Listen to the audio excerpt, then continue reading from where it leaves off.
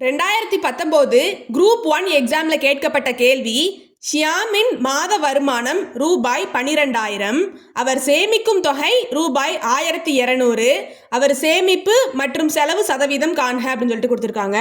ஷியாமின் மாத வருமானம் எவ்வளவு? 12,000. 12,000 தான் 100%. இந்த 12,000ல் இருந்து அவர் சேமிக்கக்கூடிய தொகை என்னது அப்படின்னா, சேமிப்பு 1,200.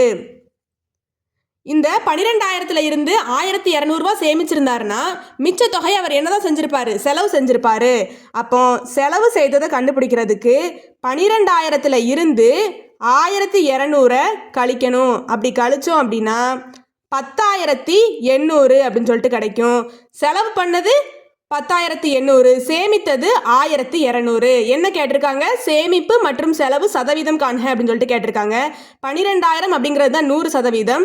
அதுதான் அசல். அசலை எப்போவுமே கீழே போடணும், டிவைடுக்கு கீழே போடணும். 12,000 எதை கண்டுபிடிக்க போகிறோம்? சேமிப்பை கண்டுபிடிக்க போகிறோம். மேலே சேமிப்பு தொகையை போட்டுருங்க.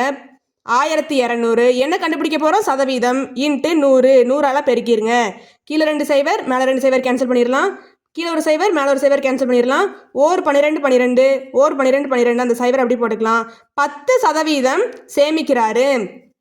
கீழே அசல் 12,000 போட்டுக்கலாம்.